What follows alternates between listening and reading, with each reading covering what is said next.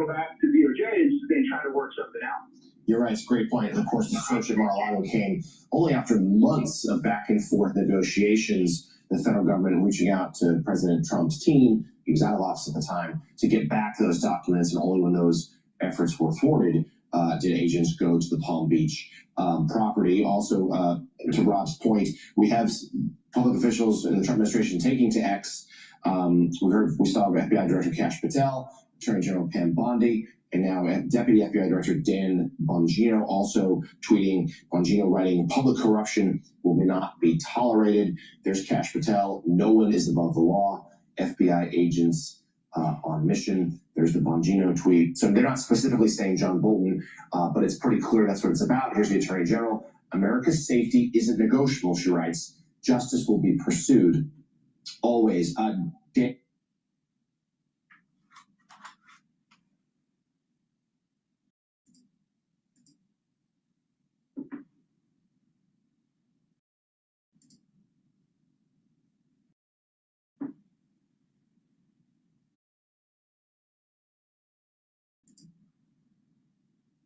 Water testing really easy. We're good. We turn back now to the breaking news of just a few moments ago. FBI agents have raided the home of former Trump National Security Advisor John Bolton early this morning. A source familiar with the matter tells NBC News that FBI agents were sent there as part of a national security investigation in search of classified records. The FBI has not yet commented on this story. We should note again, we don't know what's happening here. It's a raid. If there are criminal charges that follow, the government will have a chance, of course, to explain their case. But right now, we just know John Bolton, former national security advisor from President Trump, now turned pretty harsh Trump critic, his home in suburban Washington has been raided. Joining us now by phone is MSNBC Justice and Intelligence correspondent Ken Delaney, and he is near Ambassador Bolton's home in Bethesda, Maryland. Ken, let's start. Just tell us the latest, what we know here, and what would the FBI, what would they have to justify a raid like this? Good morning, Jonathan. I have one update for you. The FBI, in fact, has commented on this. An FBI spokesperson told me, I'm going to read the statement, quote, the FBI is conducting court-authorized activity in the area. There is no threat to public safety. We have no further comment.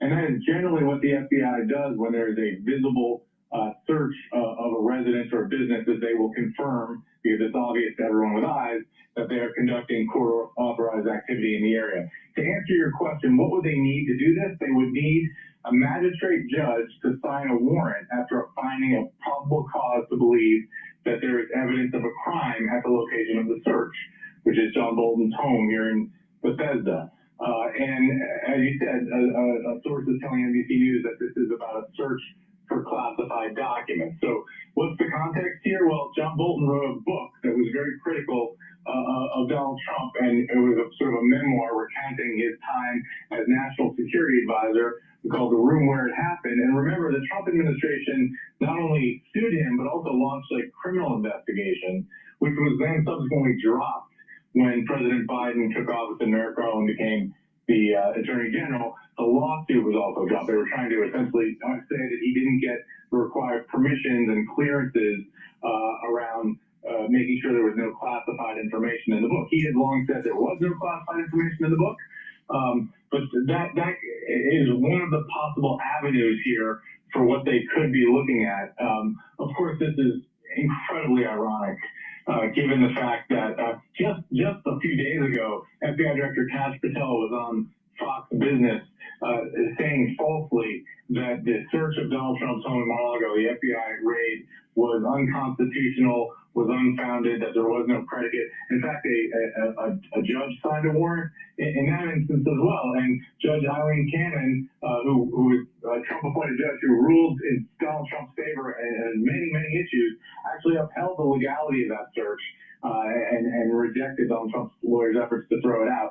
But of course, Donald Trump and his allies denounced that FBI action. They called it an unjust invasion of his home in Mar-a-Lago. Now today you have police cars and FBI agents outside of John Bolton's home in Bethesda. in a very, what they're saying is a very similar action. Yeah, and Ken, to your point, of course, that case, the classified records case against President Trump, sort of went away thanks to the friendly judge there, and then, of course, his election. Bolton, again, we should note, former ambassador, national security advisor to President Trump his first time around, certainly more of the sort of hawkish, traditional Republican foreign policy orthodoxy. He and Trump never a great fit. Talk to us a little more, Ken, if you will, about just what the FBI has been up to of late, like putting this, what we know of this raid today, in broader context about how their mission under Kash Patel and under Pam Bondi, the Attorney General, has changed in Trump's term. Yeah, that's a great point. But let me just first also point out some other context, which is that John Bolton, until Donald Trump took office, actually had physical security protection around his home here. I live not far from here, and there often was a vehicle stationed outside of that home because he is under threat from Iranian agents. The U.S. intelligence community has said that the Iranians are trying to kill John Bolton. When Donald Trump took office, he withdrew that security as well as for a number of other officials. So I just wanted to point out that context there. Yeah, in terms of what the FBI has been doing, look, a couple of things, but we reported exclusively last week that Kash Patel is trying to turn the FBI essentially into a national police force. He is de-emphasizing the traditional national security mission of the FBI. After 9/11, essentially the entire agency was reoriented to make the number one priority stopping a terrorist attack on the United States. So counterterrorism was the number one mission. But counter-espionage has always been a huge mission of the FBI. Other national security missions, also white-collar fraud and corruption. Kash Patel sees it much differently. He refers to FBI agents as cops, and he has been taking a number of steps to direct them to essentially go after violent crime, which is generally a state and local priority. And also, he's ordered that FBI agents spend a considerable amount of time conducting immigration enforcement. But there's also been a clear direction for the FBI and the Justice Department to essentially pursue Donald Trump's political enemies. Now, they don't describe it that way, but in that same interview with Fox News where Kash Patel was denouncing the search on Mar-a-Lago, he also essentially issued a threat to any FBI agent or Justice Department prosecutor that had worked on that case, or the other Jack Smith indictment of Donald Trump regarding overturning the election. Kash Patel said, you should come in and talk to us, and if you don't, you're going to find yourself on the end of our investigative activity, and it's going to be very uncomfortable for you. I'm paraphrasing.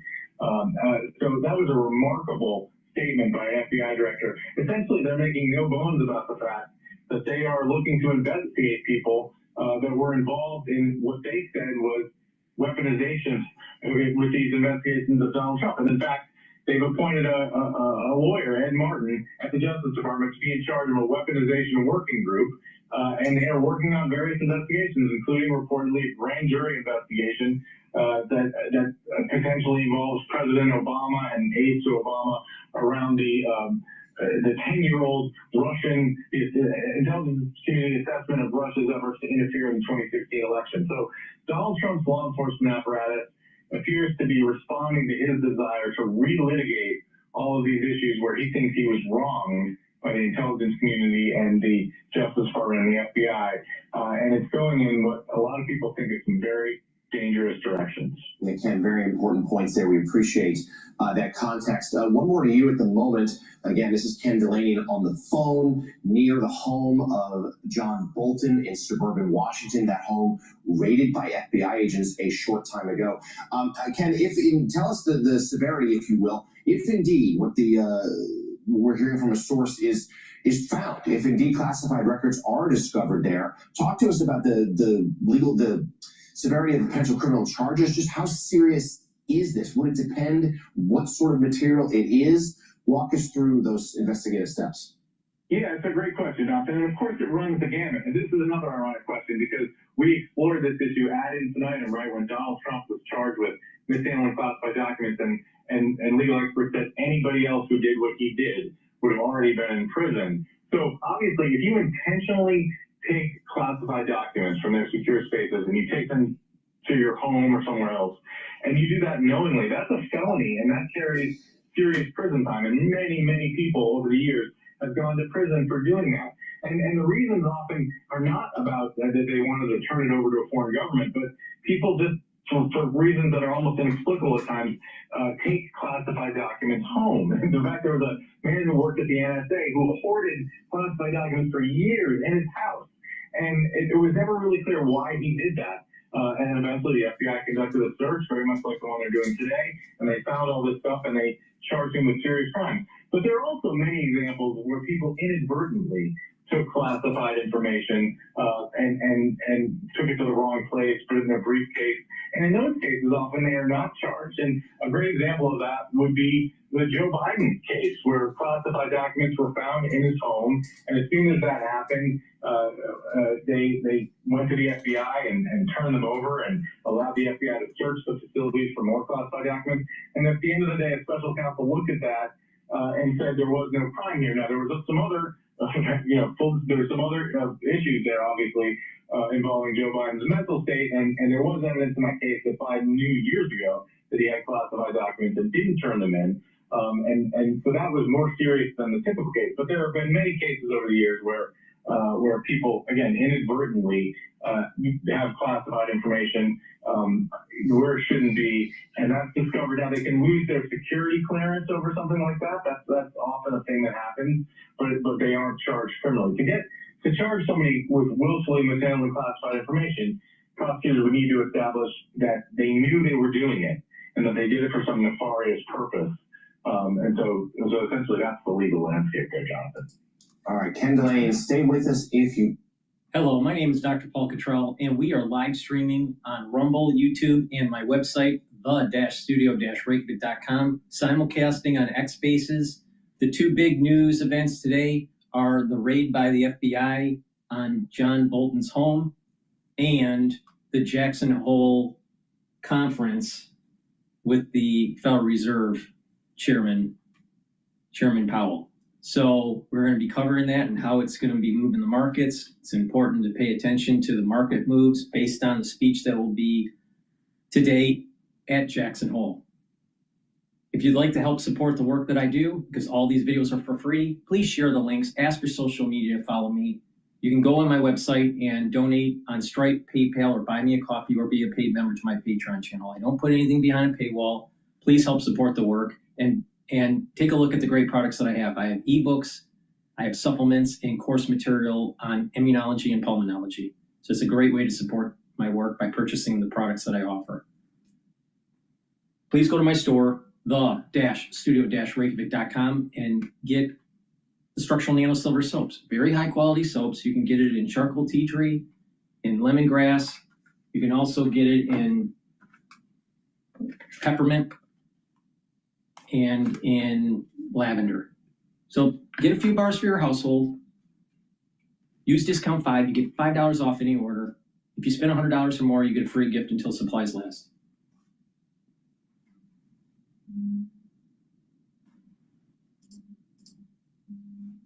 All right, so let's listen in to Bloomberg with the Jackson Hole. Saying all caps, greatness again. But that all changed on Election Day, November 5th, 2024.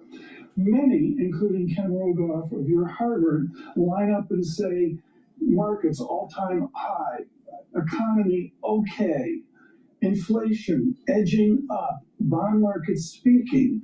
Is the Fed too exposed right now? Does the Fed just have to wait because so many things are firing on all cylinders, as the president just noted?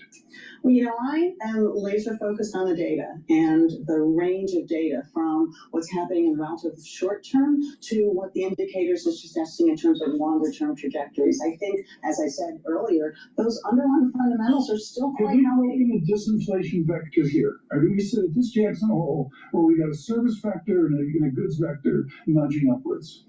I think my baseline is, again, it's going to remain elevated for some time related to those tariffs, which are still unfolding. There's a lot of uncertainty with that. But it's possible that we'll see more persistence. There are a lot of unusual dimensions of behavior right now, which means that some of the history doesn't give us as much of an indicator of how things are going to unfold. We got to realize that. But again, we can't wait until all of that uncertainty is resolved before we make our decisions. Those fundamentals are still healthy, and keeping that balance in mind of the mandate that Congress gave us for price stability and maximum employment is where I will keep my focus. We just have about 30 seconds. What's Fed Chair Powell going to say? No one's listening. Well, I want to get ahead of the chair. He's going to talk about, obviously, the framework. We have had a robust process there, which I'm, feel really good about, and about what he's seeing in conditions in the outlook. That was really good massaging. Boston Fed President Susan Collins, thank you so much. That's great. She's going to talk. She said that she's going to talk about economics. Yeah, basically, yeah. That was really intense.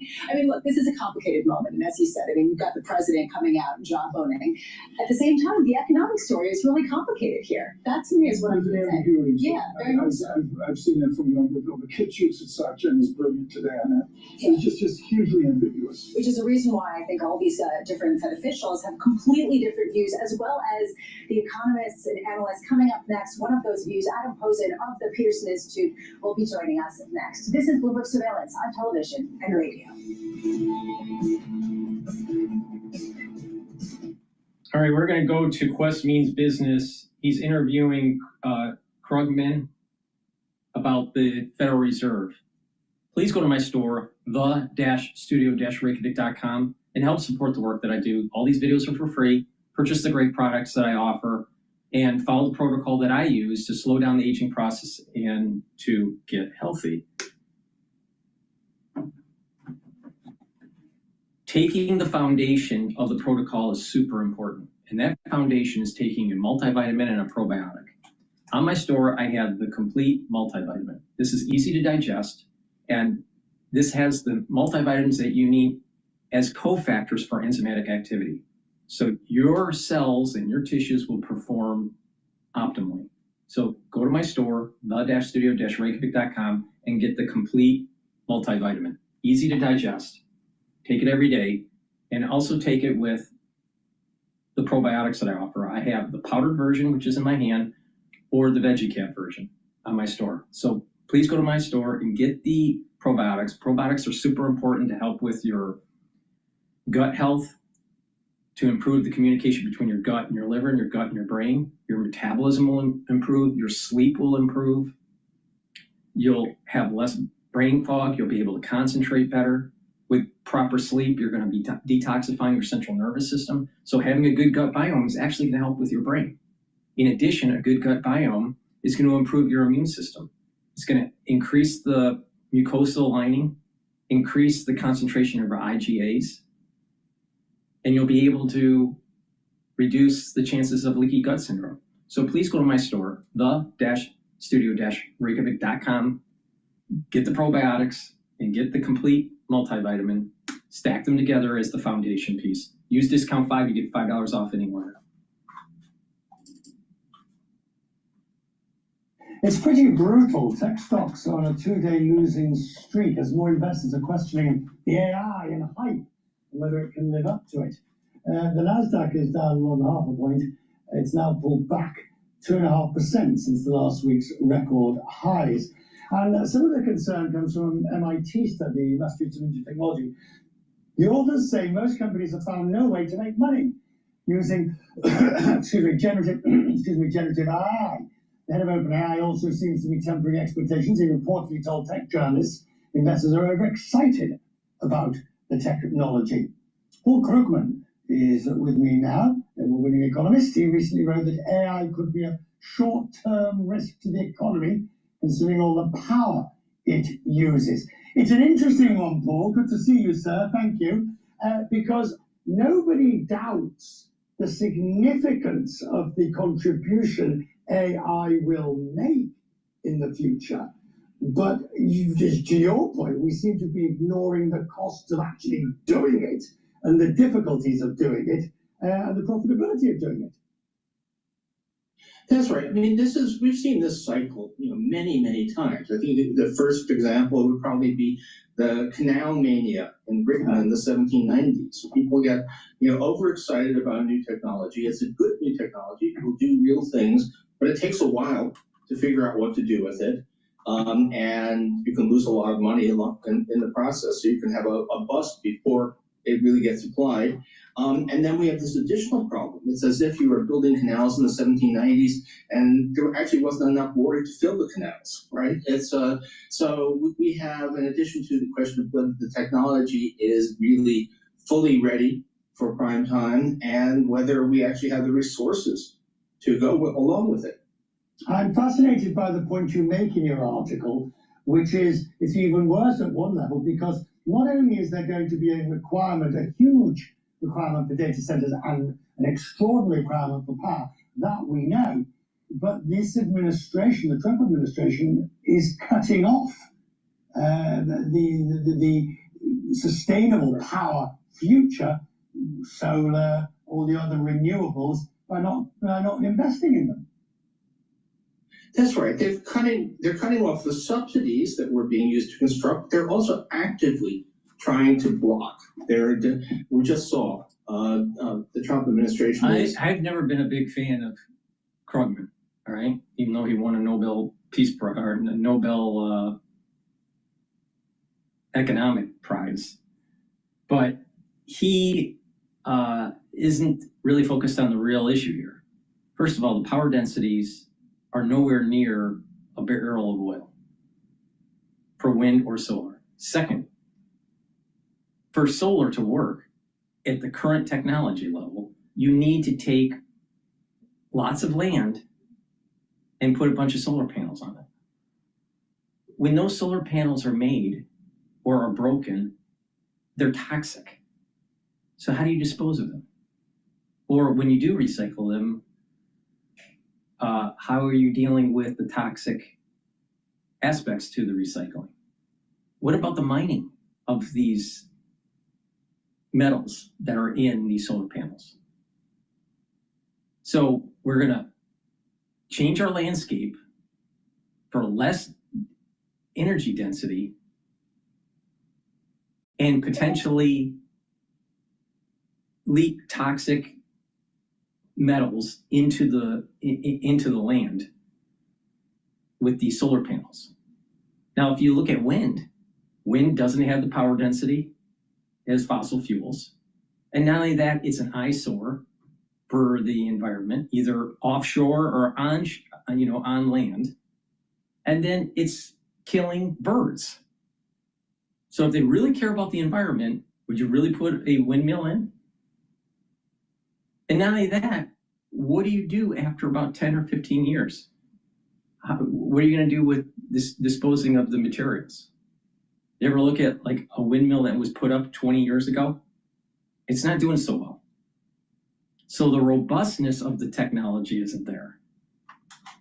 So these people that keep on pushing this stuff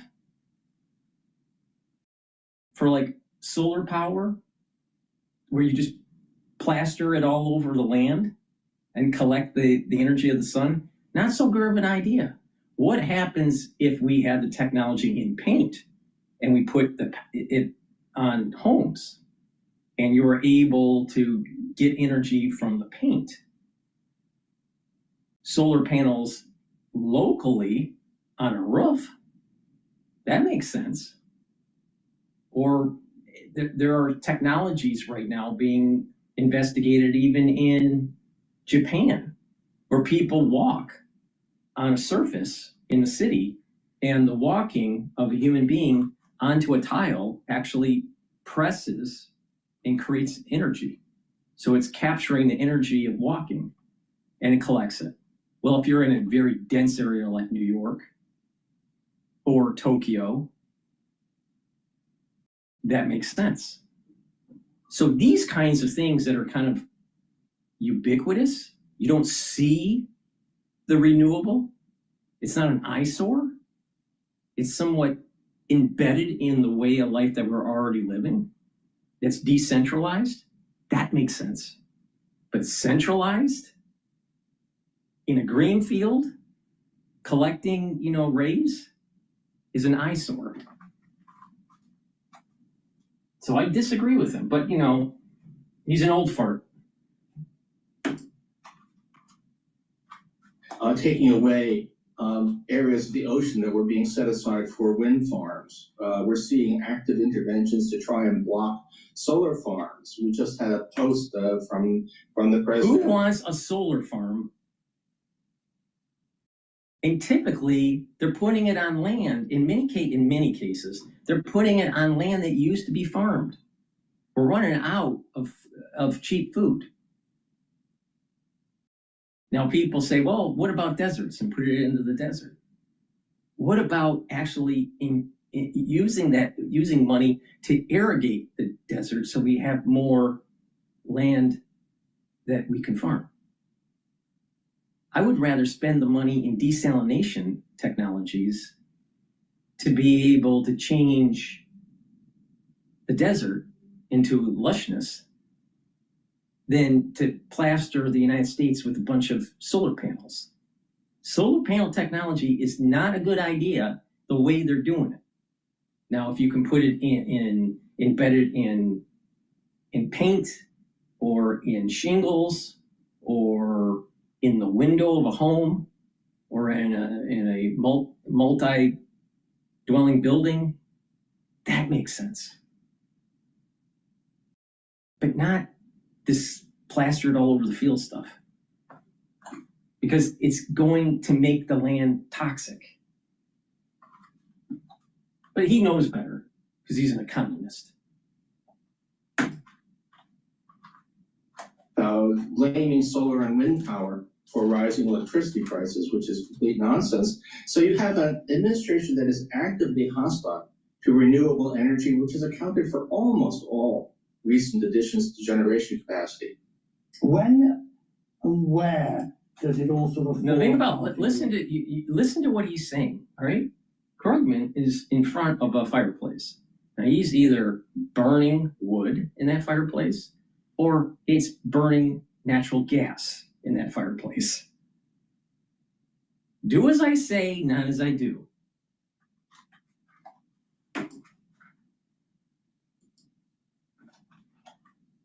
You. I mean, we all, those of us of a certain age, .com boom, .com bust. Are you foreseeing something similar with AI rise, AI fall? Yes. It seems quite likely. I mean, predictions are hard, especially about the future. AI, in terms of just like the .com bust, too much investment went into .com companies, and then business models weren't really proven out, and they did fall. So we're gonna have in the ecosystem companies that go bankrupt that were tied to the AI rush. The ones that are going to survive are the infrastructure, ones that are building out the data centers and building out the frontier models. But no one really has proven out a real good business model for using certain types of technologies that are AI driven. Now Palantir is doing something that's AI driven, but is it really AI? Or is it just really supercharged machine learning? See, we're even using terms that are what's the distinction here? And is it really artificial intelligence or is it pseudo intelligence? It's probably pseudo intelligence, not artificial intelligence.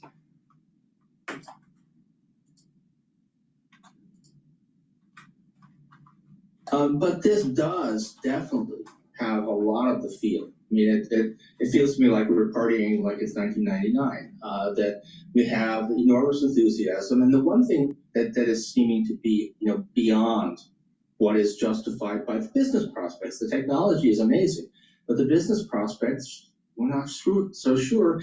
And, we have an economy where half of recent growth is basically data center construction.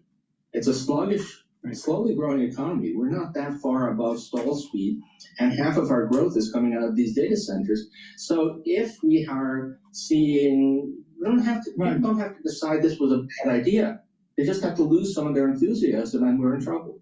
The difficulty that I have with the truth with which you speak is that at the same time, I also know from experience of the internet, go back to the 1990s, dot-com boom and bust, but the internet is now a fundamental part of the global economy. It just all happened a lot slower. The reason why that happened was that the infrastructure was built out. Fiber optic cable, high-speed internet. It wasn't dial-up. Companies were using it in their intra-network. Email, and then video was starting. So the real gains from the internet weren't in 98 or 99. You were starting to see it more in 2004, 2005, 2006. You were still squeezing the lemon for just the computer age in late 1990s and the early 2000s, let alone the internet. Because businesses were still trying to integrate Microsoft Office and databases and accounting systems into their processes. So it's going to take a while for AI to actually find its way into the workflow of a company.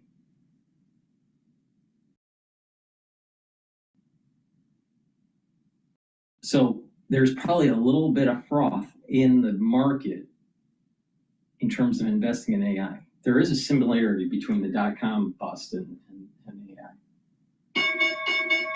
All right, markets are open.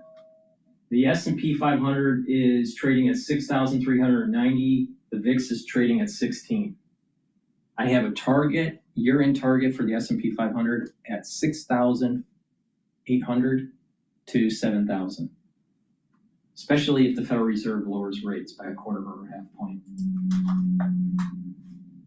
Anticipated or expected, and people lost a lot of money on the way. Is that likely to be the prognosis with AI? Quite possibly. On my Substack, I put up one of those old Quest ads, some of us may remember, where they had these, marvels of the internet. You can go to a grungy motel room and watch any movie ever made, and we basically live in that world. The problem was that everybody who was investing hundreds of billions of dollars on that prospect back in 1999, 2000, lost their money. I want to just talk about the Fed and all these rumors of who's going to get the job, who's going to get it. I mean, the independence of the Fed, particularly you're seeing today, of course, the story of Lisa Cook being pressured to resign. The independence of the Fed, it's hard to gauge how much damage to the fabric of integrity is done by this onslaught of attacks. How much do you think is being done? Well, I think it's very serious. I mean, I'm extremely worried. We got through. We had a miracle. In 2022, we had high inflation. Lots of people thought it would be very expensive to get it down, that we'd have to go through years of high unemployment. Instead, it was basically painless. Inflation came right back down to the 2.5% or so range without. First of all, it's above the 2% target. Second of all, you have prices that are sticky. So in many categories is permanent inflation in absolute dollars. I'm not talking about the rate of change month over month or year over year. I'm talking about the actual amount of money that you spend on milk or eggs or whatever. The Federal Reserve was late in trying to suppress that inflation. They didn't raise the rates early enough because they thought it was transitory. And then when they did realize that they were wrong in reading the data, they didn't shock therapy. So to say that it's painless, I don't know what I mean, here's again a wine and cheese Democrat economist thinking it was just fine. Inflation was just fine. It was painless. No, Powell screwed up twice with Janet Yellen. They didn't read the inflation data correctly. They thought it was transient. And then when they did start raising rates, they didn't raise it fast enough. They didn't shock the system. And because they didn't shock the system, guess what? You have permanent inflation. Any bulge in unemployment, a lot of that had to do with the credibility that an independent Fed had built. People basically believed that inflation would not persist. If we undermine Fed independence, then we're in big trouble. Jim Bullard, who speaking on this program a few moments ago, said he did not believe the tariffs were inherently inflationary. He did not see inflation as being the problem in the short to medium term, and that he could foresee up to 100 basis points in interest rate cuts without stoking inflation. Do you buy that? No, if he doesn't think that the tariffs are inflationary in the short run, that disqualifies him for the Fed chair. I mean, it's obvious, it's very clear, and we're seeing it in the data, that the tariffs will raise prices. They'll raise prices maybe 1.5, 2 percentage points. Now, whether that will get entrenched in inflation, that's much more arguable. Maybe that this is something that the Fed should look through. That's an argument that you can certainly make. And I understand that, Waller, for example, has made that argument. But if you think that it doesn't raise prices at all, he didn't make any sense. He makes zero sense. He was saying that, we were okay with inflation after Powell started raising rates, even though I think he raised it too late and not enough. But when he started breaking the inflation, and it went back down to 2.5, he said. All right? Really it was 2.7, but who's counting? But let's just say, it went back to 2.5. It's still above 2% target. Okay? But let's just give them the doubt of plus or minus something, right? 2.5. Let's just assume that Krugman's right, which is wrong, but let's just say he's right. The CPI data is saying that the projected annual rate at the end of the year is 3.1. 3.1 minus 3.5 is not more than 1. So if you're looking at the data and it's so obvious, then why is he saying it's going to be a 1 to 1.5% increase? Well, it doesn't look like that. It looks like it's going to be about 3.1 for CPI. So what is he talking about? Because what it is, will prices increase? In some categories it will, by 1/3 of the tariff increase in the aggregate.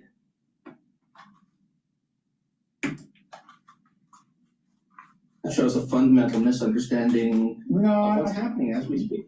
Maybe I'm paraphrasing him wrongly. I suspect it's the latter, that he thinks it's a one-off shock. Right. It's not going to feed into a spiral of inflation. Yeah, we don't know that. I mean, the Fed needs to be both aware of that possibility, but also not assume that that's right. So it's a very hard time to make Fed policy. It does not help to have the president demanding 300 basis points of cuts, which is what he's been saying. Paul, it's great to see you, and thank you for joining us. And your Substack is always most definitely worth reading, and we'll show the details of it in a moment. Thank you, sir, for taking time to talk to us. Thank you. All right, let's go to live now about the raid. I think they're talking about the raid on John Bolton. The U.S. Attorney's Office, if we even had secret information to transport over to the U.S. Attorney's Office, it was like triple bonded. It was in, a folder, then a binder, then a box. I mean, it was protected at the highest level. Top secret information is never transported anywhere. You will come to us and you will sit in a skiff and you will look at that information. You can't print it out. You can't do any of that. You can look at it in a secure compartmental location. In this case here, there's top secret information at his house. That's just, it's unheard of. It's not the kind of thing we do. Nobody in government should be doing or have the authority to do. I did want to ask because not only is the FBI out there, we've also seen Montgomery County Police, other officials with different agencies. How does everyone kind of coordinate? Because the FBI, I would imagine, is kind of leading the charge to go in and collect all of this. But how do you communicate between agencies to make sure that everyone's kind of on the same page there? Yeah, and we are going to work with the locals. I mean, in my 23 years at the FBI, there's never really been very, very rarely a situation where we do not notify local police or state police or the county officials and let them know what we're doing. I mean, we all have to work in concert. We all have to know, okay, the FBI is coming in here. Yes, the FBI will lead this investigation.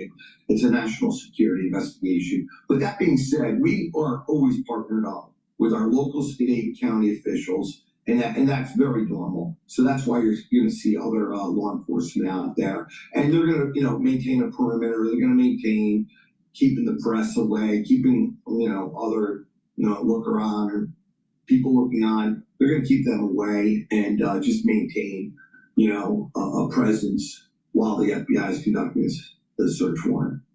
As of right now, we've been told by different officials there, the Associated Press reporting that Bolton hasn't been detained. He's not taken into custody. Is that fairly normal for a raid where you don't see somebody necessarily arrested right there?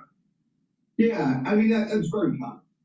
You have two different kind of warrants, right? You have a search warrant, which is currently what you're seeing now, not only at his residence, but at his office as well. But sometimes you'll have an arrest warrant accompanying a search warrant. In this case, that will not be the case. Right now, the FBI is in the process of conducting a full investigation. I mean, this is not a new investigation, quite frankly. This happened years ago when he wrote a book that had classified information, and a judge had weighed in on that at the time. He did not get the permission of the Department of Justice, which any one of us who work for the DOJ has to obtain permission before you write a book. And, the biggest sin is writing a book without telling DOJ. I still, on numerous occasions, the rules seem to change a little bit on how high of a level you may be at. Mr. Comey wrote a book in 5 minutes after retiring and after leaving the Bureau and being released. And I don't know how that happened so quickly, because normally this is quite a process to get approved to write a book and to put, information out there. And quite frankly, I'm shocked that any classified information is put into a book about our methods and our means and ways we do our business. And there's no clear understanding right now if there even will be charges or anything of that nature. I wanted to make sure to point that out because, this obviously is a federal investigation. We're not going to get that information ahead of time. We don't know. Please go to my store, the-studio-reykjavik.com, and get the magnesium and zinc. This will boost up your immune system and help with your brain function. Super important. Vitamin C and magnesium will boost up your immune system and your brain function and help with your skin. So stack them together. Very important. Dual purpose stack. And it's very important that you pay attention to improving the health of your neurons. Within 5 years, you're going to know a lot of people that have early onset of dementia for a multitude of reasons. So you better start preparing.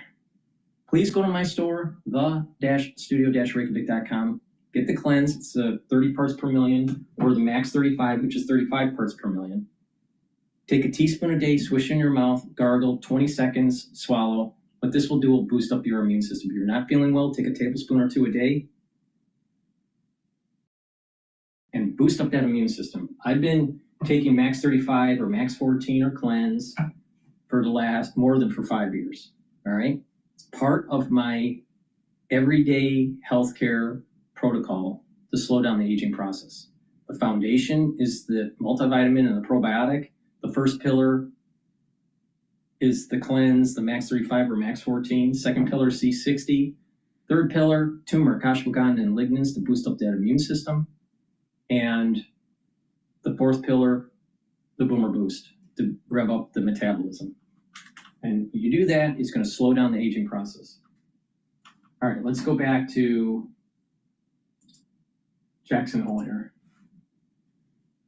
Fed speech. Coming up next, don't miss this. Patrick Harker, former Philadelphia Fed president, as we look at a market What I that's do want to pop up right now, though, and get your take on is this just quote slightly from lower FBI on the Director 10-year, Patrick 4.3% He has on the it dot. This is Bloomberg Surveillance on television, on radio.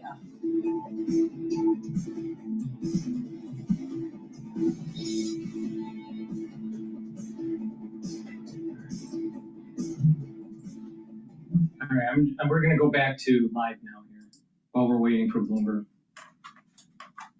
But they will be looking at everything. They, honest to God, will. And they're gonna do a thorough search, and they're gonna take their time, and they're gonna methodically go through everything, and they're gonna see what they find.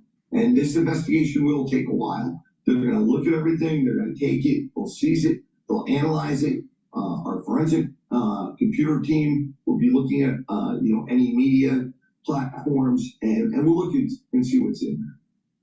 All right. Jack Chubin, thank you so much for taking the time to join us here and break it all down. We definitely appreciate it. Thank you, Josh. Appreciate it. And you are taking a live look once again, Bethesda, Maryland, outside of the home of former National Security Advisor John Bolton. He was the advisor there under the Trump administration in his first term in office. They've obviously had some disagreements. Now, the Associated Press saying this is all related to classified information. Let's go to Fox News. They're talking about, I believe, Boston's mayor. Stop attacking our cities to hide your administration's failures. Unlike the Trump administration, Boston follows the law. Now, Michelle Wu is double Harvard College and Harvard Law. Super liberal. Driving Boston into a shithole.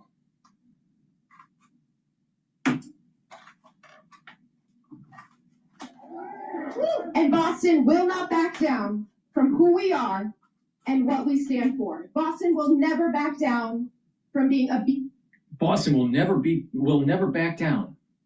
All right? Never back down from who they are. Who are the Bostonites? Who are they? What are they? Are they a bunch of ultra libtards? Boston strong? Is Boston strong? Is that what that means? Boston strong means that you're a libtard? I don't think so. I don't think Boston strong means that you're a libtard. The problem is that Boston has been hijacked by a bunch of ultra liberals, and now you have crime, homelessness, drug abuse, safety issues. I mean, Boston has lots of problems. Lots of problems. And it's because of this mayor, Michelle Wu, who hates whites, hates men, is an ultra liberal, brought to you by Harvard. of freedom and a home for everyone. A home for everyone. So the showdown over sanctuary policies comes a home for everyone. Wait a minute, she's a lawyer. A home for everyone. Okay, wait. We have laws against illegal immigration. So she's not willing to follow the law in terms of illegal aliens. Wait a minute here. She went to Harvard Law to understand the law. And now she wants to not follow the law? She's going to create a sanctuary city. Boston strong. We're not going to back down from who we really are. Who are you? You're obviously not following the Constitution.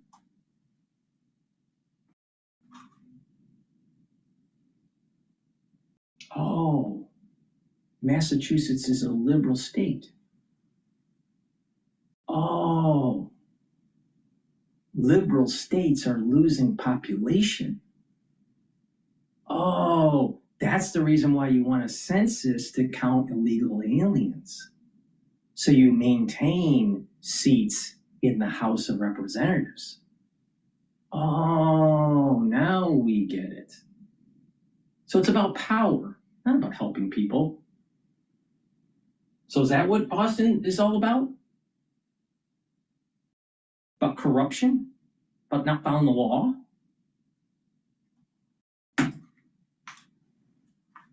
Democratic Mayor Michelle Wu defies a deadline from Attorney General Pam Bondi to comply with immigration enforcement. Joining us now is Patricia Hyde. She's Boston ICE Acting Field Office Director. It's good to have you here. I'm going to pull up for everybody here. This is call for number 1, I believe.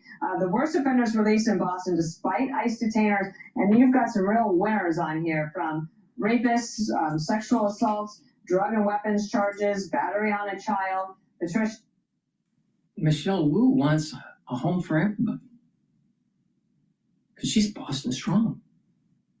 Not following the Constitution, wants a porous border, maintain illegally the power of the House of Representatives. She's doing a great job in Massachusetts. You have to deal with a lot of bad things. Does Boston have many more of these characters in its midst? Boston has plenty more of those characters. Unfortunately, this is every day in Boston. The amount of criminals who are unlawfully here, who are released by the city of Boston and the state of Massachusetts, is unprecedented, and it's a public safety crisis. So people might remember this is a Haitian migrant shouting at President Trump. We can play that for everybody here. This was January 22nd. Just to remind everybody, this was in Boston. I'm not going back to Haiti. Trump, you feel me? No Biden forever, bro.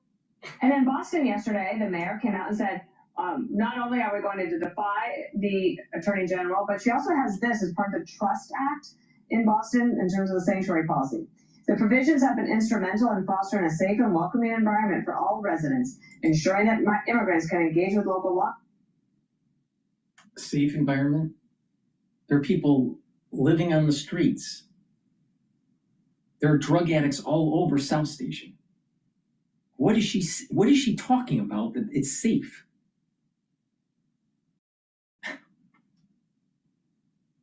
Classic example of a liberal, a libtard, destroying a iconic American city. Now, what is amazing is you have Bondi, blonde, lawyer, trying to fix things, and then you have this liberal mayor, minority, she's Asian, all right, libtard, trying to destroy an iconic city because she thinks that liberal policies work. She's a socialist. Now, she's not as bad as Mandami, but she's part of an ilk of individuals that are pushing socialism. And socialism doesn't work. It's more expensive. It drives out businesses, and you have decay of the society. Enforcement without fear of deportation, thereby enhancing public safety and community trust. Is that, how do you look at that? Because I think that in practice you're saying that is not what is happening. Sanctuary policies don't make anyone safer. They don't make the community safer. And as far as, the city of Boston and Mayor Wu not backing down, the men and women of ICE are not backing down. Unlike Mayor Wu, I was born and raised in Massachusetts. I grew up in Boston.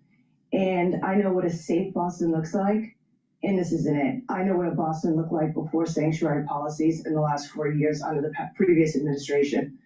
This is a public safety crisis. Sanctuary policies don't make anyone safer. It's just common sense. If you're here illegally, you've already shown a predisposition to not respect the laws of the country.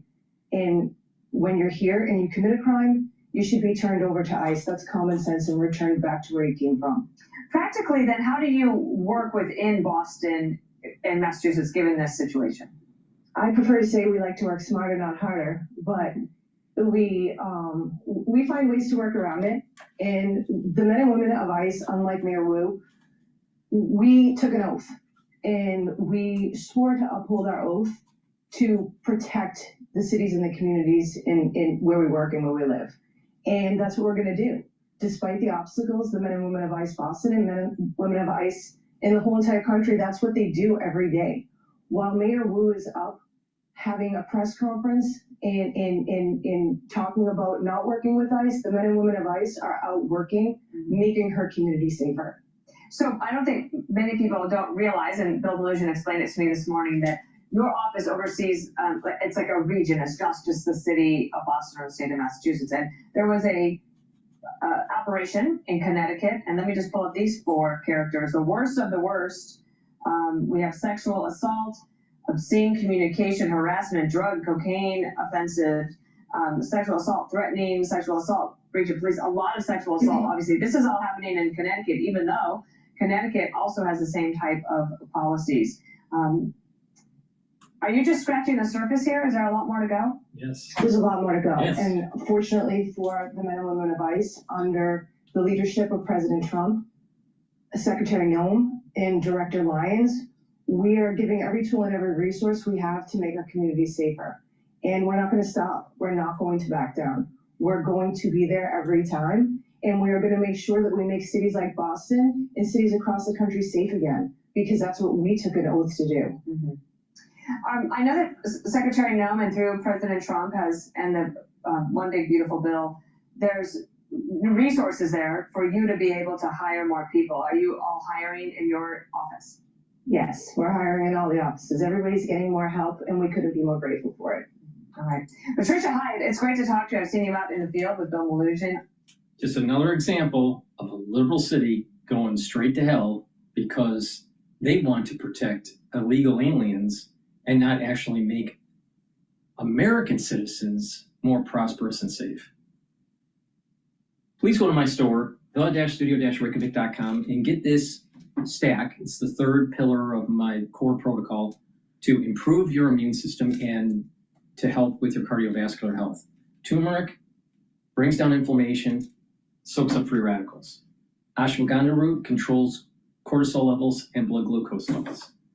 Lignans helps with your immune system, your endocrine system, soaks up free radicals, and brings down inflammation. When you stack these together, by bringing down inflammation, it's going to help your immune system and your cardiovascular system. Because by bringing down inflammation at the vascular level, you're reducing plaque formation. So please go to my store, get the ashwagandha root, the turmeric, and the lignans, stack them together. Do that every day. Also, go to my store and get the very high quality structural nano silver toothpaste. It has no fluoride in it. It'll whiten your teeth, freshen your breath, reduce inflammation at the gum line, and improve your gum health. It's a very high quality toothpaste. Please go to my store, get a few tubes of it for your household. Help support the work that I do and help support your health and wellness. I have gels in the quick dispenser or in the tube form. Get a few gels for your household. Have some at work or at home. You never know when you need it. It's a dual purpose. You can use it as a daily skincare. You can use it as an aftershave. If you're not feeling well or someone around you is not feeling well, put it on your hands, around your mouth, around your ears, around your eyes, around your nose. Lightly coat your nostrils. It stays active for 5.5 hours. Way better than Perel. And you can put it on a cut, an abrasion, minor burn. It'll help to heal it. Why? Because it keeps it clean. Please go to my store, the-studio-reykjavik.com, and get the gels. Very high quality. And lastly, before we go to Jackson Hole at 10 o'clock Eastern time, will be the actual speech from Powell. It will be his last Jackson Hole speech. Go to my store and get the vitamin B complex. Vitamin B complex is super important if you're 40 years of age or older. It'll boost up the cellular metabolism. It'll help the health of the mitochondria. The first 4 B vitamins helps with the electron transport chain, so you help with the mitochondria producing ATP, so you'll have more energy. And vitamin B complex will help to protect your neurons. Super important. You're 40 years of age, you need to protect your neurons. I'm gonna repeat that. If you're 40 years of age or older, guess what? You need to protect your neurons. Why? Because you're gonna find a lot of people within the next 5 years having problems with gait, with balancing, and with memory. Better be prepared. Please go to my store, the-studio-reykjavik.com. Use discount 5. You get $5 off any order. You spend $100 or more, you get a free gift until supplies last. Follow my protocol, and it's going to help your health and wellness and slow down the aging process. Time, Mike, we have been hearing from a number of people the fear of a 70s type of stagflation light, not exactly 70s, but that seems to be the emphasis so far in the Fed speak we've heard so far. Well, it's the data that we're seeing. We're seeing a slowdown in the labor market. We're seeing an increase in inflation, but I think the emphasis at this point would be on the light part of it, because it's nothing like what happened in the 1970s. And this is also very early in the process. We recognize what's going on because of what we went through the last time.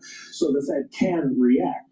And in the current framework, and I assume this will stay in the future framework, the Fed will do whatever it needs to do to keep price stability. That's going to be their main focus. And if that's the case, then hopefully they are ahead of any stagflation. Totally unfair question to you, but I'm going to go with it. With the new framework, whatever it may be, does the Fed become ever more ex post after the fact, waiting for data? It's going to depend on how you define it, because what the Fed is going to do is take out the idea that we're going to make policy based on what we think is going to happen. And they're going to say, we're going to look at all the data that comes in. So it could be ex post, or it could be just consensus. Do the dots stay? Look, the dots, it's all a communication tool. And how do you communicate? Maybe get on Twitter. I will say that we are waiting for Jerome Powell to come out and give his speech. We're less than a minute away. Unclear exactly how he prepped for it. How do you think he prepped? While we're waiting, please go to my store, the-studio-reykjavik.com, and get the lozenges and the drops. You can get it in elderberry zinc. For the lozenges, you get 21 in each bag. You can get 100 in each bag for the drops because they're smaller.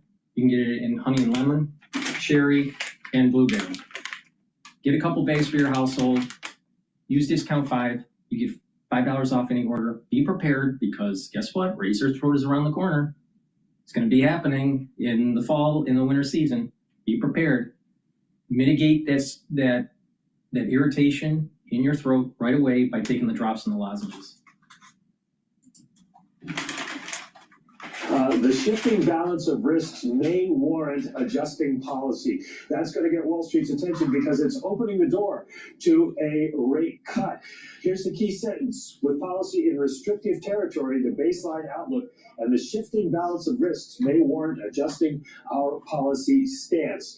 The Fed is also announcing its new framework, which is pretty much as we were just talking about with Pat Harker, dropping the reference to the effective lower bound, eliminating the inflation makeup strategy, committing to contain inflation expectations. Right. As this is happening, as this statement, pre-announcement statement is coming out, the 10-year Treasury price is going up a lot. And the S&P 500 is trading at 6,447, the resistance level at 6,500. VIX is trading at 16. Euro is trading at 116, so dollar is weakening. And the Japanese yen is now trading at 147. The Japanese yen is strengthening. Bitcoin is starting to go up. It's trading at 113,000. And BITO is trading at 20.56. No big movement with oil or natural gas at the moment. And it's a real reversal towards a presumption of Fed accommodation. Yeah, and this comes at a time where there is this question of how they are going to message this, given that inflation has remained above that 2% target since 2021. Mike, do we hear anything about why this is a Fed willing to look through that kind of inflation? They do anticipate that tariffs are going to add to inflation, and they think it will take place over time, but they're still looking, at least as the Chairman Powell puts it, they're still looking at these as one-time price adjustments within each sector. So it's likely that inflation is going to go up, but then they think it stabilizes and might go down again. Right now, let's take a listen to Jay Powell, Chair of the Federal Reserve.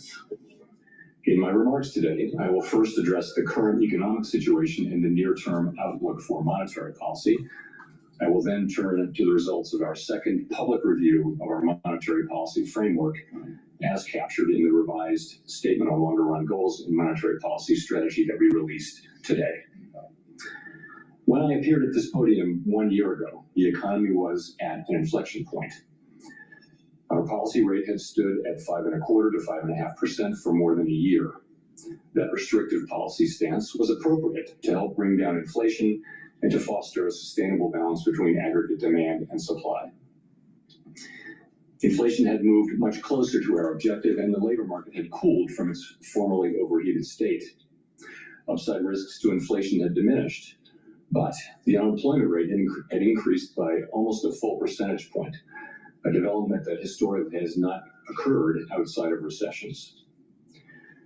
Over the subsequent 3 Federal Open Market Committee meetings, we recalibrated our policy stance, setting the stage for the labor market to remain in balance near maximum employment over the past year.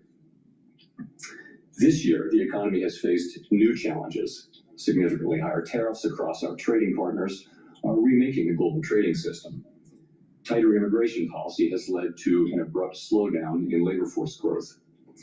Over the longer run, changes in tax, spending, and regulatory policies may also have important implications for economic growth and productivity. There is significant uncertainty about where all of these policies will eventually settle and what their lasting effects on the economy will be.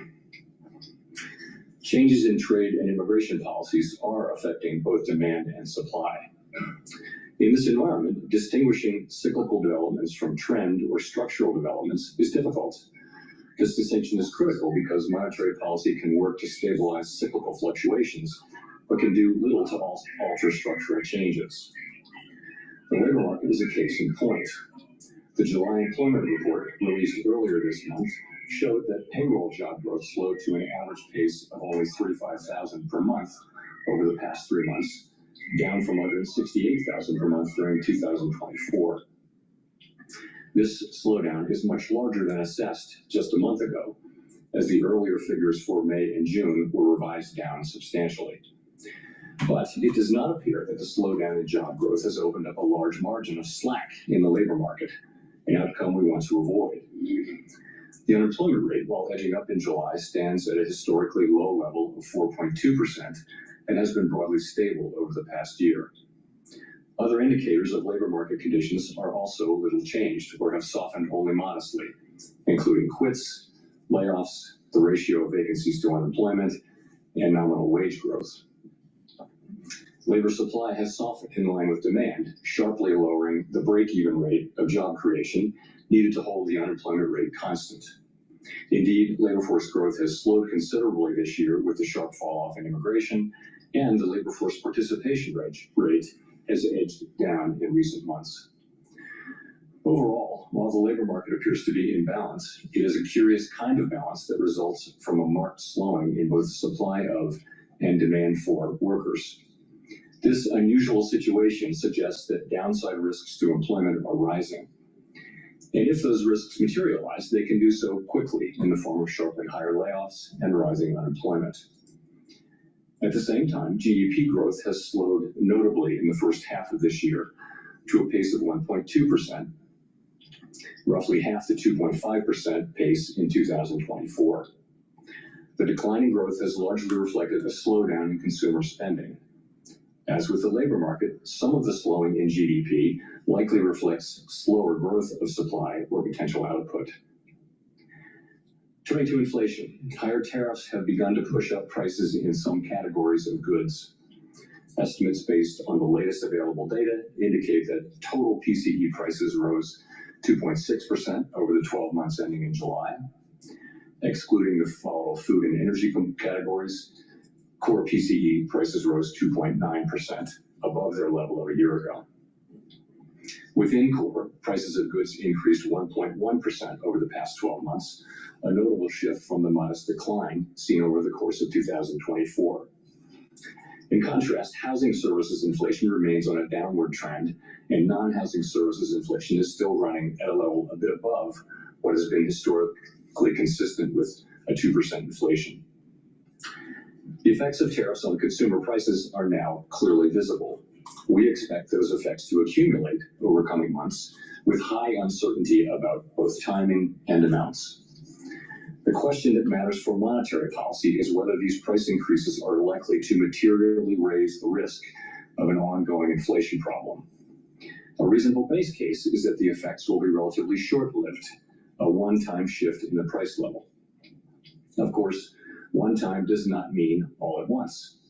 It will continue to take time for tariff increases to work their way through supply chains and distribution networks. Moreover, tariff rates continue to evolve, potentially prolonging the adjustment process. It's also possible, however, that the upward pressure on prices from tariffs could spur a more lasting inflation dynamic, and that is a risk to be assessed and managed.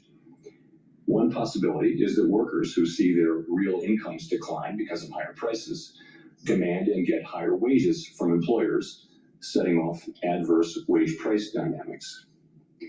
Given that the labor market is not particularly tight and faces increasing downside risks, that outcome does not seem likely. Another possibility is that inflation expectations could move up, dragging actual inflation with them. Inflation has been above our target for more than 4 years and remains a prominent concern for households and businesses. Measures of longer-term inflation expectations, however, as reflected in market and survey-based measures, appear to remain well anchored and consistent with our longer-run inflation objective of 2%. Of course, we cannot take the stability of inflation expectations for granted. Come what may, we will not allow a one-time increase in the price level to become an ongoing inflation problem. So, putting the pieces together, what are the implications for monetary policy? In the near term, risks to inflation are tilted to the upside and risks to employment to the downside, a challenging situation. When our goals are in tension like this, our framework calls for us to balance both sides of our dual mandate. Our policy rate is now 100 basis points closer to neutral than it was a year ago, and the stability of the unemployment rate and other labor market measures allows us to proceed carefully as we consider changes to our policy stance. Nonetheless, with policy in restrictive territory, the baseline outlook and the shifting balance of risks may warrant adjusting our policy stance. Monetary policy is not on a preset course. FOMC members will make these decisions based solely on their assessment of the data and its implications for the economic outlook and the balance of risks. We will never deviate from that approach. So, turning then to my second topic. Our monetary policy framework is built on the unchanging foundation of our mandate from Congress to foster maximum employment and stable prices for the American people. We remain fully committed to fulfilling our statutory mandate, and the revisions to our framework will support that vision across a broad range of economic conditions. Our revised statement on longer-run goals and monetary policy strategy, which we refer to as our consensus statement to save time, describes how we pursue our dual mandate goals. It is designed to give the public a clear sense of how we think about monetary policy, and that understanding is important both for transparency and accountability, and for making monetary policy more effective. The changes we made in this review are a natural progression grounded in our ever-evolving understanding of our economy. We continue to build upon the initial consensus statement adopted in 2012 under Chairman Ben Bernanke's leadership. Today's revised statement is the outcome of the second public review of our framework, which we conduct at 5-year intervals. This year's review included 3 elements: Fed listens events at reserve banks around the country, a flagship research conference, and policymaker discussions and deliberations supported by staff analysis at a series of FOMC meetings. In approaching this year's review, a key objective has been to make sure that our framework is suitable across a broad range of economic conditions. At the same time, the framework needs to evolve with changes in the structure of the economy and our understanding of those changes. The Great Depression presented different challenges from those of the Great Inflation and the Great Moderation, which in turn are different from the ones we face today. At the time of the last review, we were living in a new normal, characterized by the proximity of interest rates to the effective lower bound, or ELB, along with low growth, low inflation, and a very flat Phillips curve, meaning that inflation was not very responsive to slacking the economy. To me, a statistic that captures that era is that our policy rate was stuck at the ELB for 7 long years following the onset of the global financial crisis in late 2008. Many here will recall the sluggish growth and painfully slow recovery of that era. It appeared highly likely that if the economy experienced even a mild downturn, our policy rate would be back at the ELB very quickly, probably for another extended period. Inflation and inflation expectations could then decline in a weak economy, raising real interest rates as nominal rates were pinned near zero. Higher real rates would further weigh on job growth and reinforce the downward pressure on inflation and inflation expectations, triggering an adverse dynamic. The economic conditions that brought the policy rate to the ELB and drove the 2020 framework changes were thought to be rooted in slow-moving global factors that would persist for an extended period. And they might well have done so, if not for the pandemic. The 2020 consensus statement included several features that addressed the ELB-related risks that had become increasingly prominent over the preceding 2 decades. We emphasized the importance of anchored inflation, longer-term inflation expectations, to support both our price stability and maximum employment goals. Drawing on an extensive literature on strategies to mitigate risks associated with the ELB, we adopted flexible average inflation targeting, a makeup strategy to ensure that inflation expectations would remain well anchored, even with the ELB constraint. In particular, we said that following periods when inflation had been running persistently above 2%, appropriate monetary policy would likely aim to achieve inflation moderately above 2% for some time. In the event, rather than low inflation in the ELB, the post-pandemic reopening brought the highest inflation in 40 years to economies around the world. Like most other central banks and private sector analysts, through year-end 2021, we thought that inflation would subside fairly quickly without a sharp tightening in our policy stance, as this slide will show. When it became clear this was not the case, we responded forcefully, raising our policy rate by 5.25 percentage points over 16 months.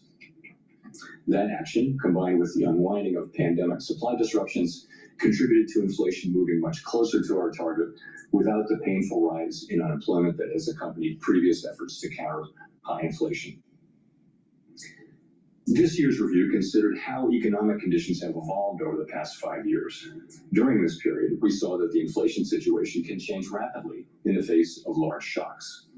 In addition, interest rates are now substantially higher than was the case during the era between the global financial crisis and the pandemic. With inflation above target, our policy rate is restrictive, modestly so in my view. We cannot say for certain where rates will settle out over the longer run, but their neutral rate may now be higher than during the 2010s, reflecting changes in productivity, demographics, fiscal policy, and other factors that affect the balance between saving and investment. During the review, we discussed how the 2020 statement's focus on the ELB may have complicated communications about our response to high inflation. We concluded that the emphasis on an overly specific set of economic conditions may have led to some confusion, and as a result, we made several important changes to the consensus statement to reflect that insight. First, we removed language indicating that the ELB was a defining feature of the economic landscape. Instead, we noted that our monetary policy strategy is designed to promote maximum employment and stable prices across a broad range of economic conditions. The difficulty of operating near the ELB remains a potential concern, but it is not our primary focus. The revised statement reiterates that the committee is prepared to use its full range of tools to achieve its maximum employment and price stability goals, particularly if the federal funds rate is constrained by the ELB. Second, we returned to a framework of flexible inflation targeting and eliminated the makeup strategy. As it turned out, the idea of an intentional moderate inflation overshoot had proved irrelevant. There was nothing intentional or moderate about the inflation that arrived a few months after we announced our 2020 changes to the consensus statement, as I acknowledged publicly in 2021. Well-anchored inflation expectations were critical to our success in bringing down inflation without a sharp increase in unemployment. Anchored expectations promote the return of inflation to target when adverse shocks drive inflation higher and limit the risk of deflation when the economy weakens. Further, they allow monetary policy to support maximum employment in economic downturns without compromising price stability. Our revised statement emphasizes our commitment to act forcefully to ensure that longer-term inflation expectations remain well anchored to the benefit of both sides of our dual mandate. It also notes that price stability is essential for a sound and stable economy and supports the well-being of all Americans. This theme came through loud and clear at our Fed Listens events. The past 5 years have been a painful reminder of the hardship that high inflation imposes, especially on those least able to meet the higher costs of necessities. Third, our 2020 statement said that we would mitigate shortfalls rather than deviations from maximum employment. The use of shortfalls reflected the insight that our real-time assessments of the natural rate of unemployment, and hence of maximum employment, are highly uncertain. The later years of the post-global financial crisis recovery featured employment running for an extended period above mainstream estimates of its sustainable level, along with inflation running persistently below our 2% target. In the absence of inflationary pressures, it might not be necessary to tighten policy based solely on uncertain real-time estimates of the natural rate of unemployment. We still have that view, but our use of the term shortfalls was not always interpreted as intended, raising communications challenges. In particular, the use of shortfalls was not intended as a commitment to permanently forswear preemption or to ignore labor market tightness. Accordingly, we removed shortfalls from our statement. Instead, the revised document now states more precisely that the committee recognizes that employment may run at times above real-time assessments of maximum employment without necessarily creating risks to price stability. Of course, preemptive action would likely be warranted if tightness in the labor market or other factors pose risks to price stability. The revised statement also notes that maximum employment is the highest level of employment that can be achieved on a sustained basis in a context of price stability. This focus on promoting a strong labor market underscores the principle that durably achieving maximum employment fosters broad-based economic opportunities and benefits for all Americans. The feedback we received at Fed Listens events reinforced the value of a strong labor market for American households, employers, and communities. Fourth, consistent with the removal of shortfalls, we made changes to clarify our approach in periods where our employment and inflation objectives are not complementary. In those circumstances, we will follow a balanced approach in promoting them. The revised statement now more closely aligns with the original 2012 language. We take into account the extent of departures from our goals and the potentially different time horizons over which each is projected to return to a level consistent with our dual mandate. These principles guide our policy decisions today, as they did in the 2022 to 24 period, when the departure from our 2% inflation target was the overriding concern. In addition to these changes, there is a great deal of continuity with past statements. The document continues to explain how we interpret the mandate Congress has given us and describes the policy framework that we believe will best promote maximum employment and price stability. We continue to believe that monetary policy must be forward-looking and consider the lags in its effects on the economy. For this reason, our policy actions depend on the economic outlook and the balance of risks to that outlook. We continue to believe that setting a numerical goal for employment is unwise because the maximum level of employment is not directly measurable and changes over time for reasons unrelated to monetary policy. We also continue to view a longer run inflation rate of 2% as most consistent with our dual mandate goals. We believe that our commitment to this target is a key factor, helping keep longer term inflation expectations well anchored.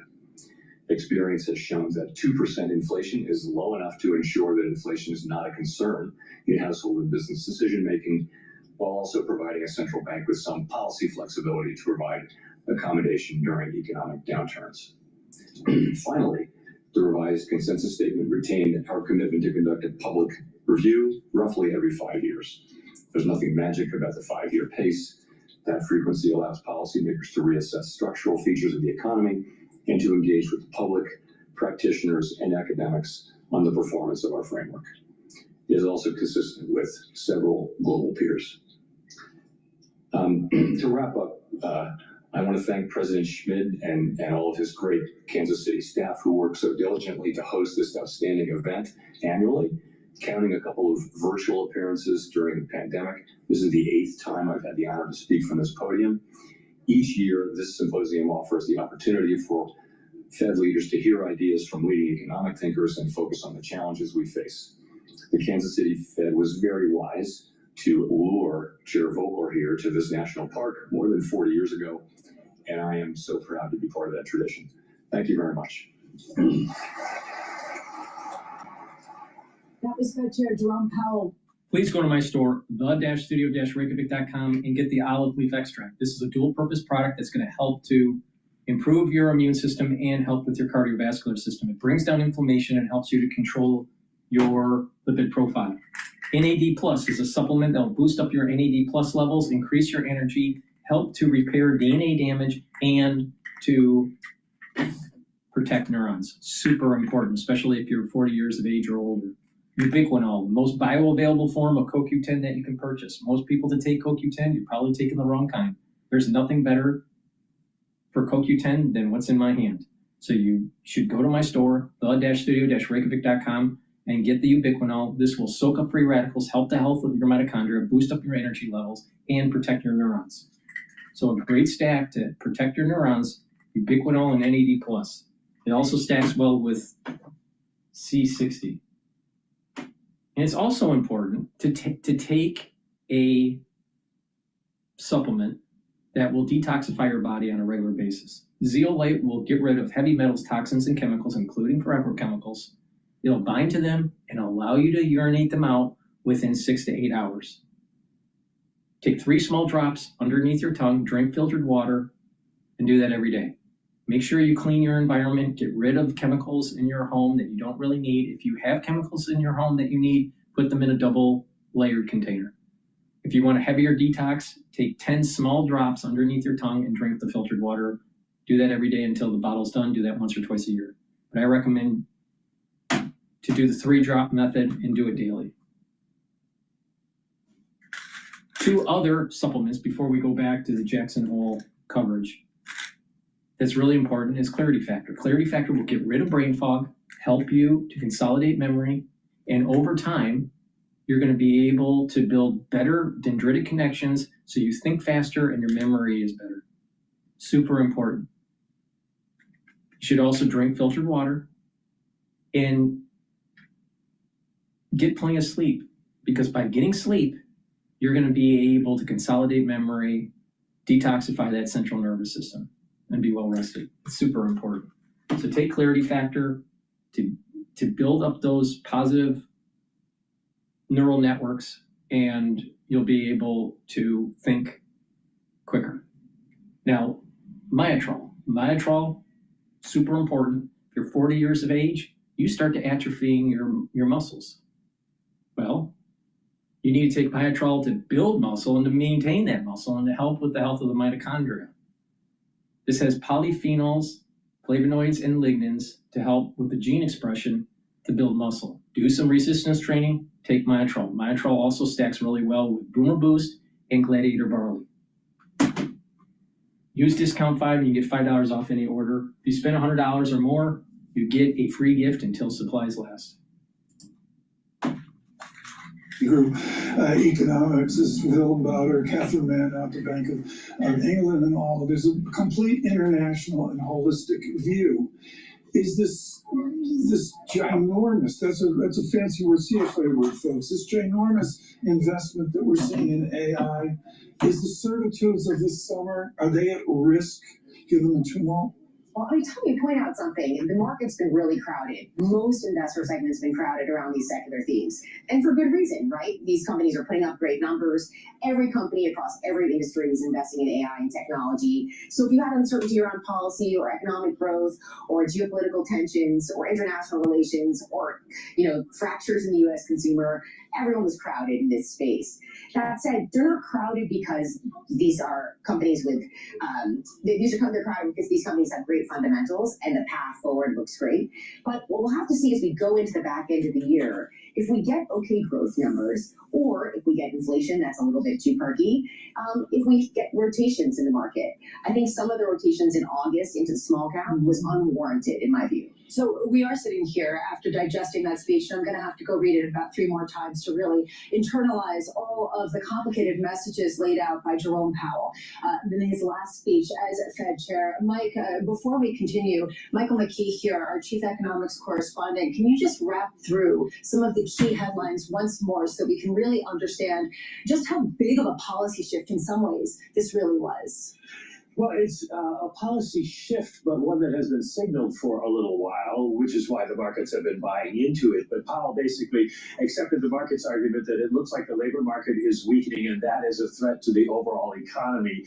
And inflation is rising, but it may not rise as quickly as the Fed had feared. And so therefore, the door is open to a rate cut if we get supportive data from the CPI and the employment report that we get at the beginning of September. Now, the thing about what he said today that I think is important is once you open the door like that as Fed chair, it's almost impossible to close it.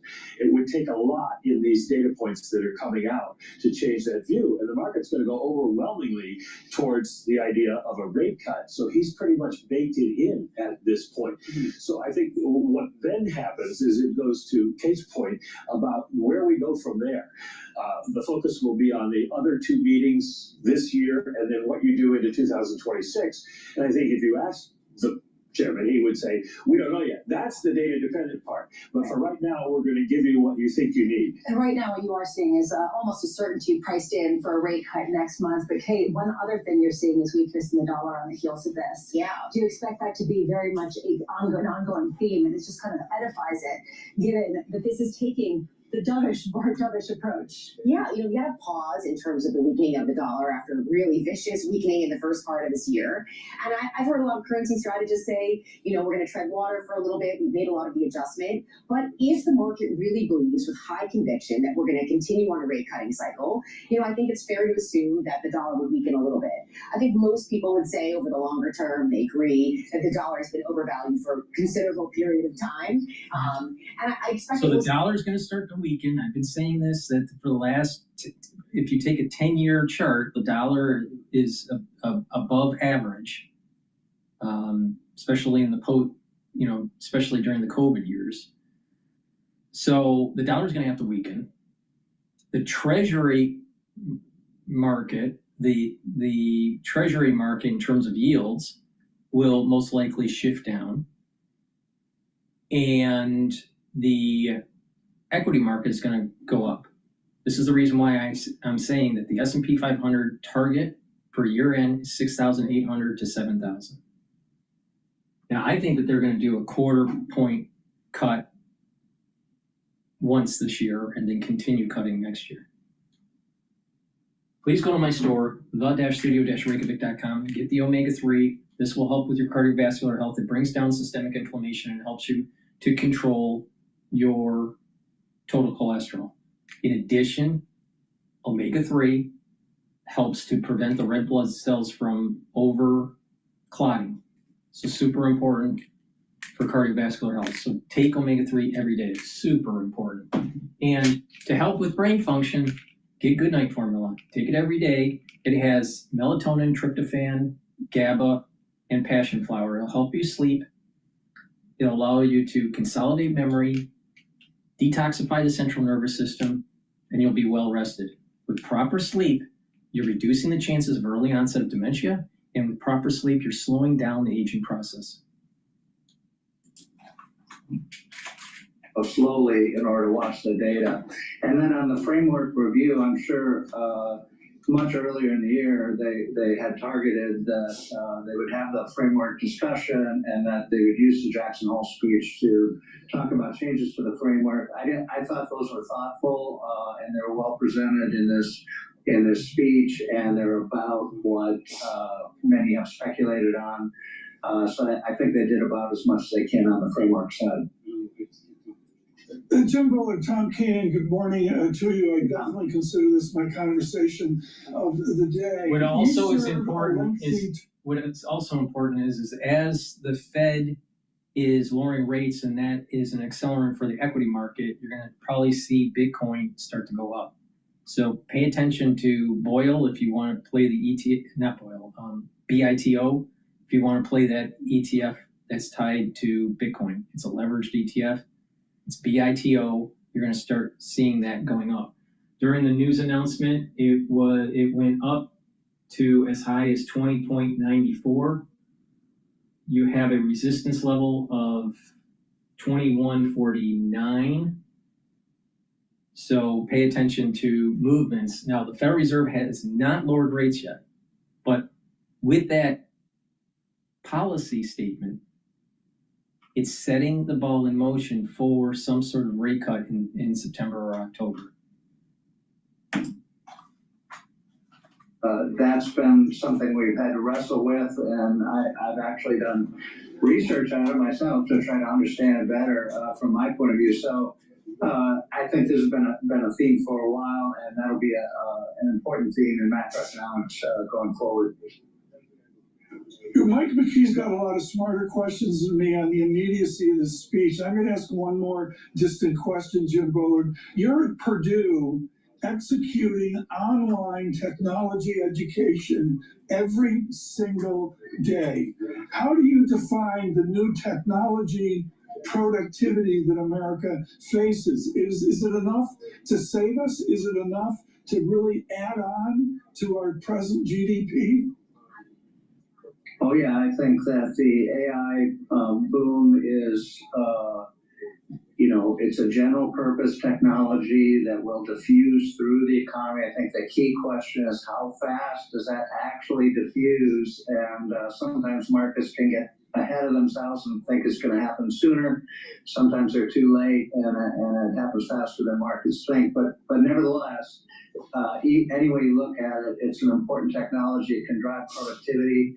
And I think in higher education is one of the places where you can really have the biggest impact. We put a AI requirement in at the Daniel School here for every single student, and we're trying to expand that to all of Purdue. So I think that just shows you how important this technology is.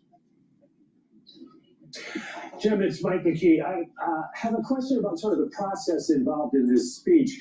The chairman is giving his own speech, but basically when he says it's time to maybe adjust policy, he's speaking for the entire Open Market Committee. Going into a speech like this, would he have polled everybody? Does he think he has the votes for that? Because we've been speaking with Fed officials here in Jackson Hole, and there's still some who are saying, well, we're not sure that we need to do that yet.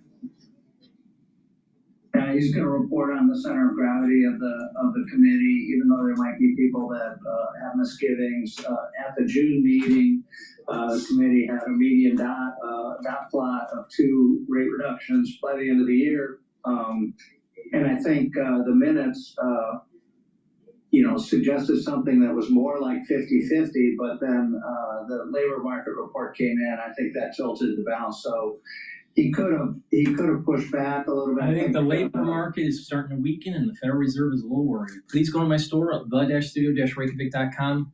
Get the resveratrol. This will soak up free radicals. It'll help the health of the mitochondria, boost up energy levels, help with youthful gene expression, and get rid of cells that are in senescence. I've been taking resveratrol for decades. It stacks well with NAD+, ubiquinol, C60, clarity factor. Get resveratrol. Digestive enzyme complex, super important to break up carbohydrates, proteins, and lipids. When you get older, your pancreas doesn't function as well, no matter how healthy you are. I don't care how healthy, you could be a super healthy person, most likely your pancreas doesn't work as well. So you need to start lowering the stress on the pancreas and help your digestive system break up carbohydrates, proteins, and lipids. Get digestive enzyme complex. This also has bromelain in it, and it's fibrinolytic. So go to my store, get the digestive enzyme complex, and take it every day. If you're an athlete, younger or older, you'll benefit from this, from your pre-workout fuel source or post-workout fuel source, so you're reducing the stress on your pancreas when you're digesting. Another great stack that I have to help with the cardiovascular system, nattokinase. Nattokinase is fibrinolytic, and it'll help you to control your lipid profile. Take it with D3 and K2. This will help to prevent the calcium depositing around plaque formation and help to pull some of that calcium depositing out. So it'll help to shrink, actually, the blockage over time, especially if you take other supplements that are in my cardiovascular longevity box. Now, D3 and K2, when you're doing resistance training and taking in calcium, is going to help you to build better bone density. So it's a dual purpose stack. D3, K2 to help with bone density and cardiovascular, stack it also with the nattokinase to supercharge the cardiovascular stack. So please go to my store, the-studio-reykjavik.com, use discount 5 and you get $5 off any order. If you spend $100 or more, you get a free gift until supplies last. Now, the S&P 500 is trading at 6,462. There's going to be a resistance level at 6,500, so pay attention to that. And BITO, which is the long ETF for Bitcoin, is trading at 20.95. Bitcoin is now trading at 116,000. Saying political noise around the seat and exactly what the path of policy forward looks like. Yeah, I want to see due process around something like this. I want to see, you know, you can make charges against anybody about anything, I guess, and, you know, the person can answer the charges and the DOJ can decide what they want to do and so on. So I think this has, you know, should have longer to play out before you took that step. Otherwise, it's just is kind of the Wild West, and should get reinstated later, I guess, or something if there wasn't a conviction. So it seems messy to me. I think these kinds of charges are made from time to time against various officials around Washington, but I'd like to see due process there. Jim, there's another question here, and aside from Governor Cook and what happens there, about how the perception of political interference handles the market reaction to Fed policy. There is this perception that could cause the dollar to weaken more because there is more of an emphasis on supporting growth and supporting the labor market than containing inflation. And some people are worried that if the Fed does cut by 50, 75, 100 basis points, as you were talking about this past week, that you could see a move up in long end yields akin to what we saw last year. If you are on the Fed currently and you did see yields along the long end moving up in response to near-term Fed rate cuts, what would you do? That would definitely be a concern, and that's the tricky part of this business is that, you know, you think you're pursuing a dovish policy at the short end, but the long end goes up because inflation expectations start to rise. Markets start to lose confidence in the Fed and the credibility of the Fed, and that can go very, very badly and unfortunately fairly quickly. So I think you do have to be careful here. But I'm saying that I think the committee has room to maneuver if they proceed carefully over the remainder of 25 and the first half of 2026. I don't want to get out front of the debate here or the moment, Jim Bullard, but what I would say to Chairman Bullard and Mike McKay, I got to turn to you. You and I used to sit and look at the dots and go, which one is Bullard? I mean, you and I don't. It's fairly easy after a while to figure out. I know Jim would probably agree with that. Chairman Bullard, is your first act, if you take over the Fed, is your first act to get rid of the dots? Yeah, I've threatened to, well, I was president, I threatened to withdraw from the dot plot. I think this could be done better. This was discussed at the Framework Conference, and former Chair Bernanke gave a very nice presentation and talk about a quarterly monetary policy report, get more organized about it, put out a forecast. I think all that could be done. I've advocated that for a long time, and so I think that would sort of clear up some of the misconceptions around the dot plot. Okay, this is really, really important, folks. As Jim Bolton made economic history, I would say a decade ago, with a small, short paper, forceful on regime change. How do we get a new Fed away from the guessing and the certitude and the silly parlor game of it, Jim Bullard? With great respect, how do we get to that more disciplined study around the game of the Fed and regime change? Yeah, I think regime switching is a great way to think about the global economy and the U.S. economy and how it operates. There are relatively long periods of time where another thing that pay attention to the Federal Reserve in this rate cut move and what's going on with the Bank of England. There's stress in England. All right, and so there is a coordinated effort here. All right. Now, when the Fed has been staying constant for a while, and the Bank of England has been cutting. So their rates have been falling. So what that does is that it does a price differential in the bond market, yield differential. And so flows of funds change. So as the Fed starts to cut the rates, then that rate differential will start to come in, the difference in the rates. So the let's say the 30-year UK bond versus the United States 30-year bond, that spread is going to come in. So there's a dynamic that's playing out, not just in the United States, but what's going on with the Bank of England. Pay attention to the Bank of England. Very important. Please go to my store, the-studio-reykjavik.com, and get the deodorants that I have. Very high quality for males and females. It'll help as a deodorant, but it will detoxify your body. Super important, because when you detoxify your body, you're helping your immune system and your endocrine system. You can get it in citrus, or you can get it in lavender and tea tree. Get a couple bars for your household. Use it every day. It's made from essential oils from the Himalayas.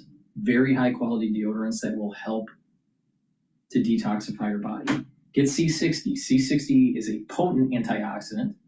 It's going to soak up free radicals. It's going to help the health of the mitochondria. It's going to boost up your energy levels. It's going to help reduce stress in the cell, help reduce stress in the neuron. When you have better, healthy neurons, it's producing neurotransmitters. You're going to have better neuroplasticity.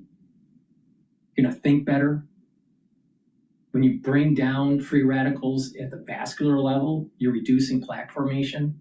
You're helping your immune system and your endocrine system. You can get it in extra virgin olive oil, avocado oil, and also MCT coconut oil. Hold on, I have someone at the door here.